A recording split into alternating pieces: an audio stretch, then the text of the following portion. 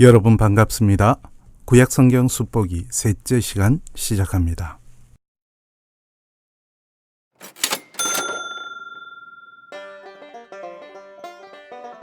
창세기에서처럼 우리는 출애굽기에서도 제목을 먼저 생각해 볼 필요가 있겠습니다. 우리말 제목 출애굽기는 한자식 표현으로 애굽, 그러니까 이집트에서 나온 이야기란 뜻이죠. 출애굽기의 제목을 영어로는 엑소더스라고 하죠. 이 영어 제목은 그리스어로 번역된 구약 성경의 표현 엑스호도스에서 온 말인데요. 출애굽기 19장 1절에서 이스라엘 백성이 이집트를 떠났다라는 표현의 그리스어 번역에서 온 것입니다.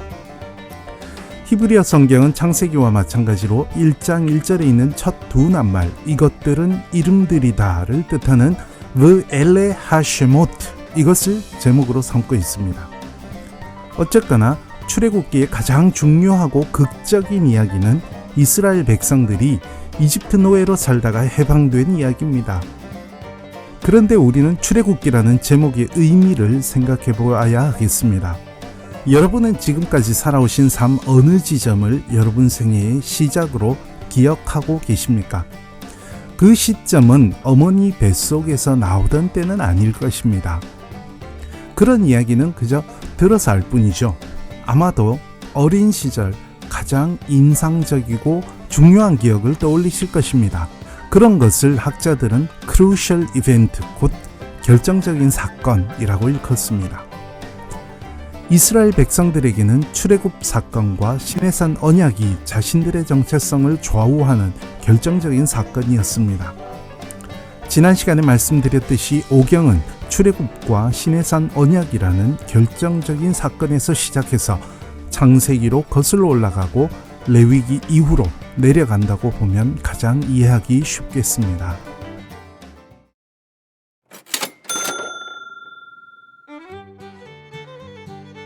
출애굽기는 보시는 것처럼 나누어 볼 수 있습니다. 첫 부분은 1장부터 15장까지로 이스라엘 백성들이 이집트에서 종살이를 하던 이야기에서부터 이집트를 나와서 홍해를 건너기까지의 이야기를 다루죠. 여기서 가장 돋보이는 인물은 당연히 출애굽의 지도자 모세입니다. 모세는 여기서부터 신명기 마지막까지 주도적인 역할을 합니다. 그래서 어떤 이들은 오경을 모세의 전기라고 말할 정도입니다. 둘째 부분은 16장부터 18장까지인데 여기서는 출애굽을 한 이스라엘 백성들이 어떤 여정을 거쳐서 시내 광야에까지 가게 되었는지 이야기를 다 전해줍니다. 여기서 출애굽의 하나님을 온전히 믿지 못하던 이스라엘 백성들의 노예 근성이 여실히 드러납니다. 먹을 것, 마실 물 이런 것들이 부족한 것을 두고 거듭 불평을 하죠. 출애굽의 그 놀라운 경험을 하고도 금방 잊어버리는 한계가 드러나는 대목입니다. 그런데도 하나님께서는 만나와 메추라기로 먹이시고 반석에서 물이 나오게 하시는 등 이스라엘 백성들을 자상하게 인도해 주십니다. 셋째 부분은 19장에서부터 24장까지입니다. 이스라엘 백성들이 시내 광야에 도착한 뒤 출애굽의 여호와 하나님께서는 이스라엘 백성들과 언약을 맺으십니다. 마치 신랑과 신부가 결혼하고 신혼여행을 떠나는 듯한 분위기를 읽을 수 있습니다. 하나님과 이스라엘 백성들이 맺은 언약의 증거가 여기 두 법전으로 나타나는데 20장에 있는 10계명과 그 뒤 23장까지 이어지는 언약 법전입니다. 이 두 법전은 신혼부부가 결혼 서약을 하는 것에 견주어 볼 수 있겠습니다.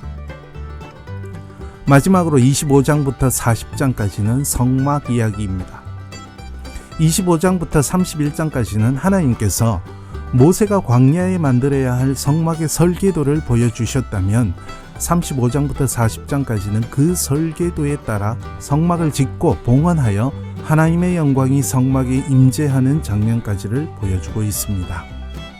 사실 이 사이에 32장부터 34장까지의 이야기는 이스라엘 백성들이 아론과 더불어 금송아지 우상을 세웠다가 언약의 돌판이 깨지고 모세의 중재로 겨우 용서를 받고 다시 언약의 돌판을 받는 이야기가 들어있어서 이스라엘의 죄와 하나님의 사랑을 다시금 되새기게 해줍니다.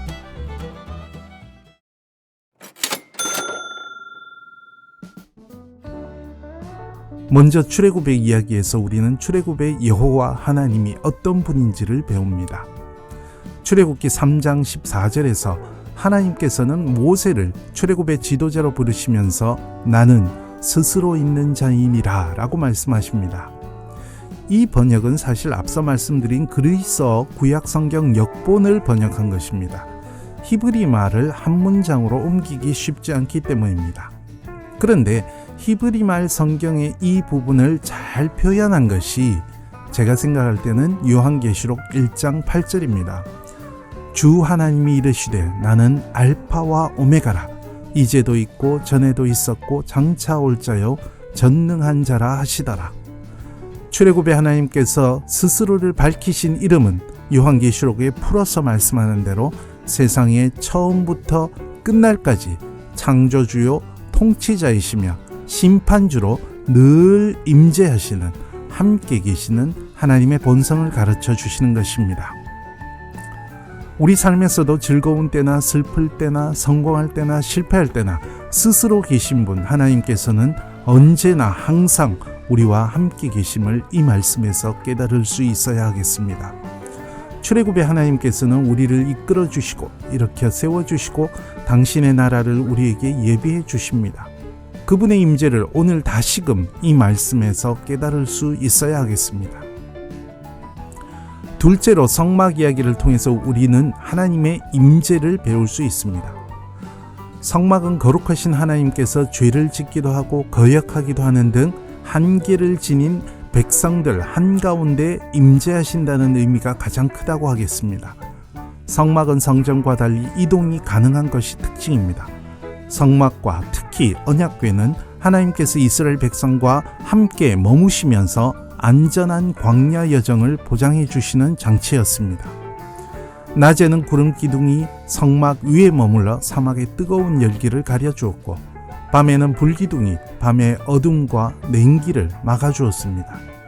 이스라엘은 주님의 구름이 성막 위에 머무는 동안에는 진영을 옮기지 않았고 구름이 성막을 떠나면 길을 떠났습니다. 한마디로 앞서 말씀드린 대로 늘 함께 계시며 인도하시는 하나님의 본성을 실제로 눈으로 볼 수 있는 장치였습니다.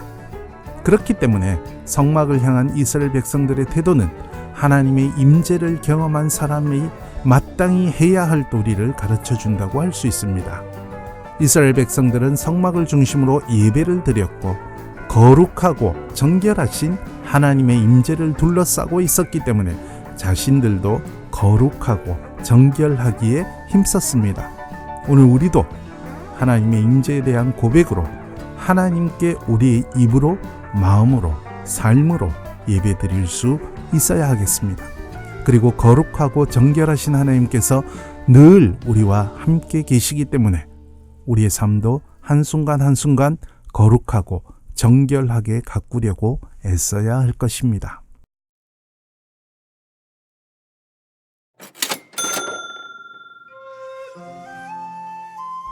오늘은 하나님께서 모세에게 스스로를 밝히신 출애굽기 3장 14절 첫 부분으로 마무리하겠습니다.